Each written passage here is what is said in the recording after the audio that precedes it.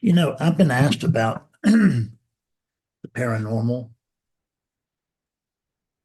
and I've been asked about NDEs and stuff like that.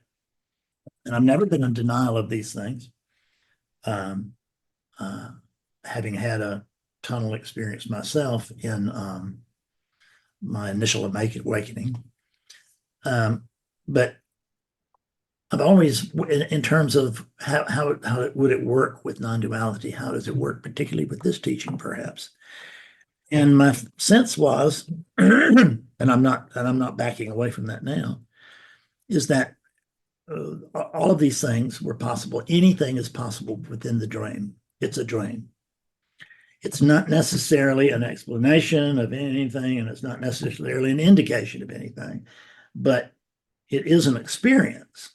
And this dreaming is the world of experiencing. That's it. I mean, this is experiencing itself. That's what the sense of being is all about. Is it the ability to experience, and it's really the ability to discover so-called other, um, which can only be me, and that so both the discovery and the discoverer are oneness. So this morning, Betsy brought my attention to a show that I've mentioned here before, and I would listen to it every week if I remembered, but I can't remember anything. So, and it's called the what is it, baby? To the best of our knowledge. Yeah, to the best of our knowledge. See, I can't even remember the name on it. And so, um, and it was by she had a very interesting guest, and he's a science. He's a war reporter. Sebastian Younger. Sebastian Younger. He also wrote The Perfect Storm. The Perfect Storm, obviously a very well-known book, big bestseller, big movie. And he is the same as his father. He is a self-declared rationalist, a realist, An atheist. An atheist. You know, just it's got to. I go with what you can prove and what you can actually not just prove but repeat. And so he had no truck with NDEs or any of that. It was just hallucination at the time of death was his explanation, I think, if he had one. And then he was in the house with his wife, wasn't he? Yeah. He was in the house with his wife,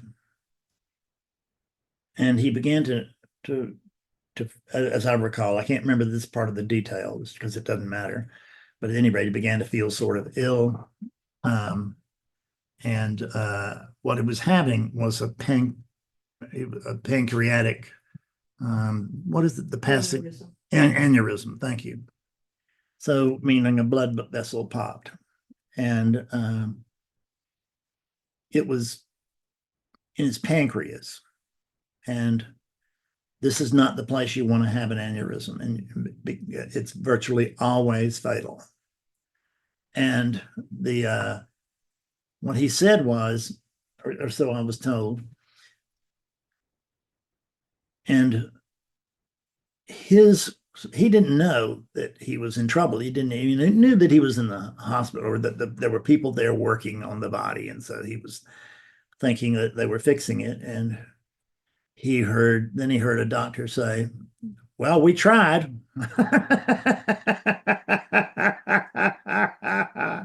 And the other doctor said, "Yeah, we did. We gave it our best." And then he said, "Well, you know what? Why don't we just see if we can get something up his wrist, and maybe we could come around and we could get to the aneurysm that way." Because he was losing a pint of blood every 10 or so minutes, and you only have 10 pints. And when he had what he needed what he took when they got there, because I'm sure it was in and out, was he took 10 pints. In other words, he had a full oil change while these people were there at his house. And the next thing he knew, he said he didn't see him. It was just a very strong sense. He knew that his father was there, and his father was dead. So this was no comfort. It was, to him, it terrified him. He didn't want anything to do with it. And he could just sense it. He could like sort of feel him, but it was very, very distinct. It was distinct enough that it terrorized him. And then he woke up in a hospital, and a nurse came in and said, "Good morning, Mr. So-and-so." And she said, "Congratulations." And he said, "For what?" She said, "Well, you almost died last night." And then it hit him that his dream wasn't a dream. I think he had dreamed that he died the day before he actually did die. Isn't that right? Yeah. Yes. So the day before he had this experience, he had a dream that he died, and it terrified him too. And he woke up from that dream, so glad to be alive, and he died hours later. So, or had this NDE later. But this guy had a different way of, instead of near-death experience, he was calling it like I've forgotten, but it's recalling death experience, and rather than a near-death experience, meaning that these are, he was clinically dead, he was flatlined, he was, and they worked on him for quite a while, and without any luck. So he was clinically dead for a good little while, and they he began to recount the experience of the recall or near death, whatever it was. And what he could see was that everything actually was okay. The end result, the end part, and this is a very serious, straight-laced guy. And the very last part of his interview, he just told her, "Well, it's just all one."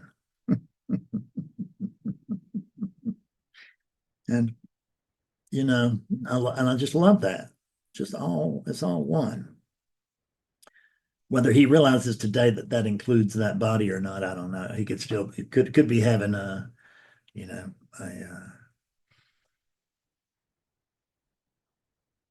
what do I call that? Any rate, bubble of self-reflection. It could be in the bubble of self-reflection. So, and it's caused me to give this some new thought, because I would still say that it could very well be within the dream, the dreaming. It's important to remember the dreaming, because otherwise we might think it's Fred and Louise and Owen who are dreaming. And it's not, these aren't the people who are dreaming, these are dreams. You are the dream itself. You are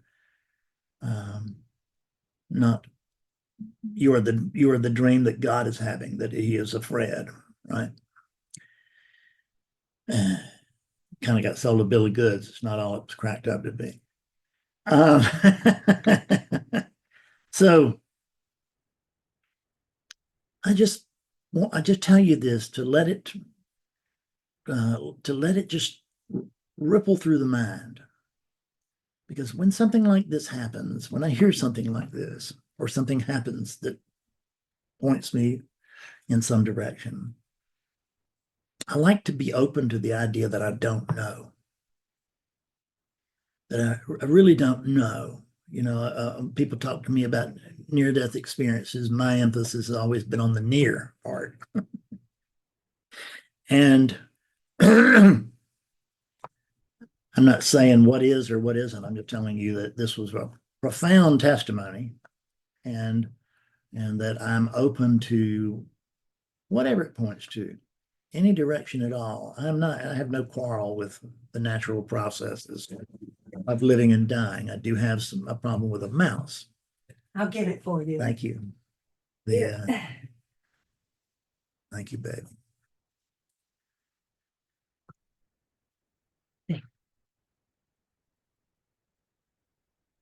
So, a mouse trapper. Thank you.